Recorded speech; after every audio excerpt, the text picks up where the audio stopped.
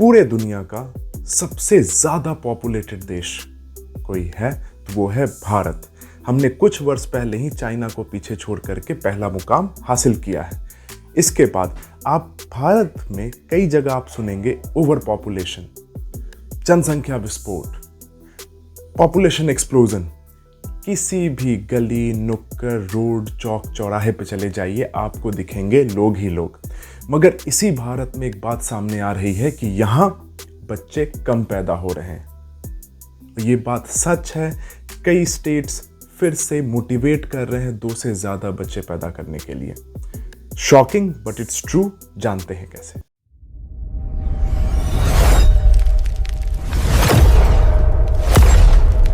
चलिए तो इस पूरे टॉपिक को हम लोग हिस्ट्री के लेंस से समझते हैं।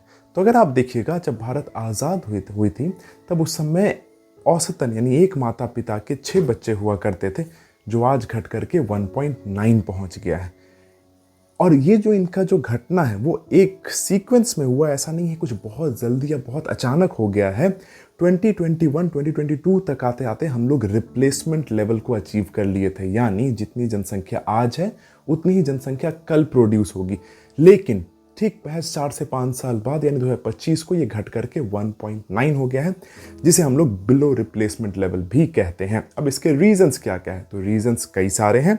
सबसे पहला है वो है women education and women empowerment, यानी नारी सशक्तिकरण। ये एक बहुत ही बड़ा रीजन है क्यों जनसंख्या अब जो है TFR यानी टोटल फर्टिलिटी रेट धीरे धीरे आपको कम देखने को मिल रहा है। इसके अलावा दूसरा है अर्बनाइजेशन यानी शहरीकरण और करियर फोकस। अब जो लोग हैं वो करियर फोकस होते जा रहे हैं। जब वो करियर पे फोकस कर रहे हैं यानी वो शादियां भी लेट कर रहे हैं, लेट मैरिजेस, लेट बच्चे। और इन सब के अलावा जो सबसे बड़ा रीजन है वो है महंगाई, यानी हेल्थ केयर कॉस्ट जो बढ़ रहा है, जो महंगाई बढ़ रही है। अब ये तो हुआ आज का हमारा प्रोजेक्शन।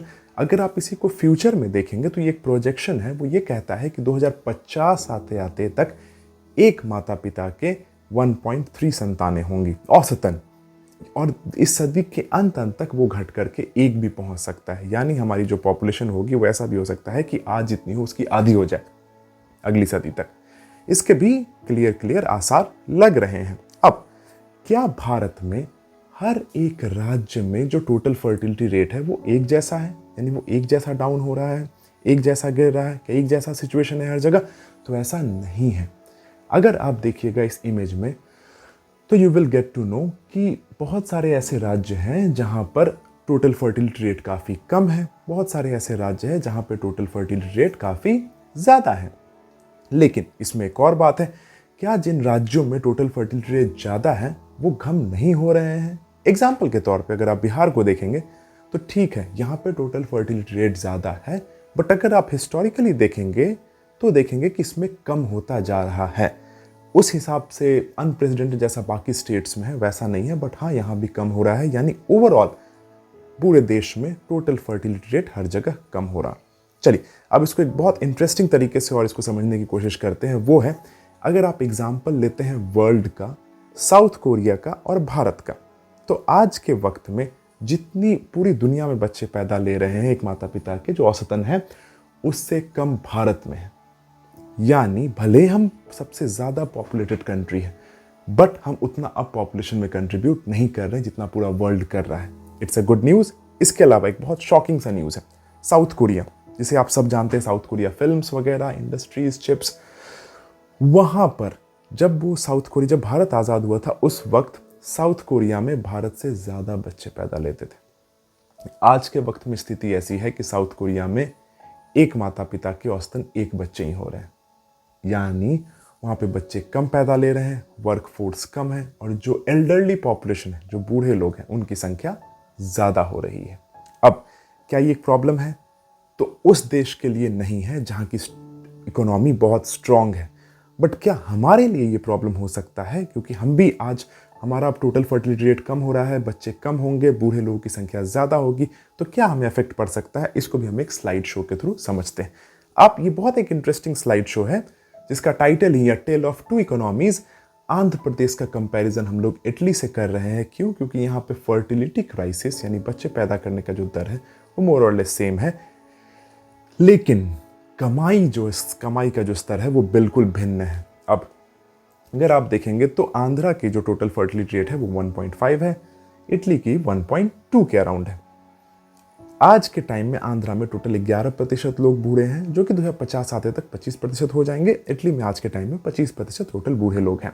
सबसे शॉकिंग ये वाली स्लाइड, ये क्या बोलती है कि औसतन आंध्र प्रदेश के व्यक्ति की जो सालाना आय है वो 2.5 लाख रुपए के आसपास है, लेकिन वही इटली में जो औसतन आय है वो 40 लाख रुपए के आसपास है। ये एक बहुत बड़ा डिफरेंस है और यही लेकर के आ रहा है एक बहुत मेजर प्रॉब्लम हमारे लिए, वो है एजिंग बिफोर गेटिंग रिच, यानी हम बूढ़े हो रहे हैं अमीर होने से पहले।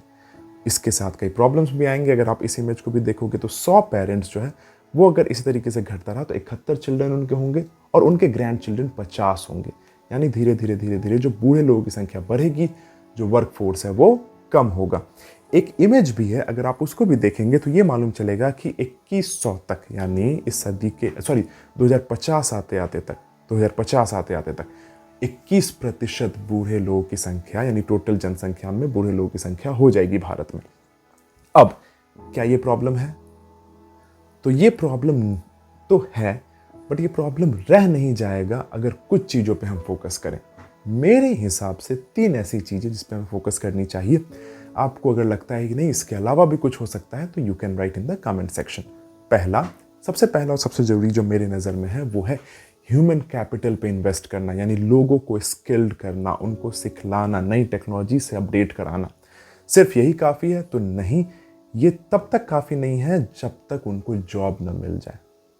एक अच्छी वेल पेइंग जॉब प्रोवाइड कराना, उनको उनके स्किल के हिसाब से उनको जॉब मिलना। और जो तीसरा इंपॉर्टेंट पॉइंट है वो ये है कि हाँ, हम ये जान रहे हैं कि कल इतने प्रतिशत बूढ़े लोग हो जाएंगे जिनकी जिम्मेदारियां सरकार या देश पे आएगी। तो उसके लिए आज ही वो प्रॉब्लम ना लगे फ्यूचर में, उसके लिए आज से ही हमें कुछ स्टेप्स लेने पड़ेंगे। अब इसको आप एक कॉमन एग्जाम्पल के तौर पे समझिएगा तो आज ऐसा इंडिया जो है वो one of the youngest population है, यानी यहाँ पे काम करने वाले लोगों की संख्या सबसे ज़्यादा है। आज जो काम करने वाले लोगों की संख्या सबसे ज़्यादा है, यानी कल यही काम करने वाले लोग बूढ़े हो जाएंगे। आज ये जो काम कर सकते हैं, जो पैसा बना सकते हैं, कल ये आज जो ये इंडिपेंडेंट है, कल ये डिपेंडेंट हो जाएंगे।